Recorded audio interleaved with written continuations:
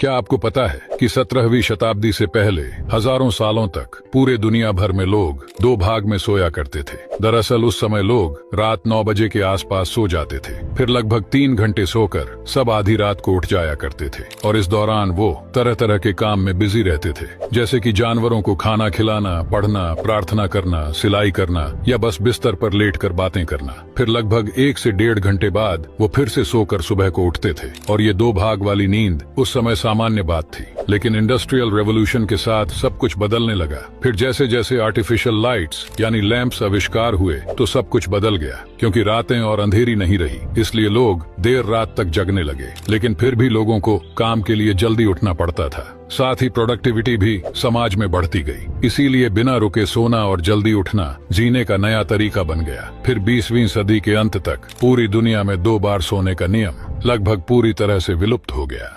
क्या आपको पता है कि 17वीं शताब्दी से पहले हजारों सालों तक पूरे दुनिया भर में लोग 2 भाग में सोया करते थे। दरअसल उस समय लोग रात 9 बजे के आसपास सो जाते थे, फिर लगभग 3 घंटे सोकर सब आधी रात को उठ जाया करते थे और इस दौरान वो तरह तरह के काम में बिजी रहते थे, जैसे कि जानवरों को खाना खिलाना, पढ़ना, प्रार्थना करना, सिलाई करना या बस बिस्तर पर लेटकर बातें करना। फिर लगभग 1 से 1.5 घंटे बाद वो फिर से सोकर सुबह को उठते थे और ये 2 भाग वाली नींद उस समय सामान्य बात थी। लेकिन इंडस्ट्रियल रेवोल्यूशन के साथ सब कुछ बदलने लगा। फिर जैसे जैसे आर्टिफिशियल लाइट्स यानी लैंप्स आविष्कार हुए तो सब कुछ बदल गया, क्योंकि रातें और अंधेरी नहीं रही, इसलिए लोग देर रात तक जगने लगे। लेकिन फिर भी लोगों को काम के लिए जल्दी उठना पड़ता था। साथ ही प्रोडक्टिविटी भी समाज में बढ़ती गई, इसीलिए बिना रुके सोना और जल्दी उठना जीने का नया तरीका बन गया। फिर 20वीं सदी के अंत तक पूरी दुनिया में 2 बार सोने का नियम लगभग पूरी तरह से विलुप्त हो गया।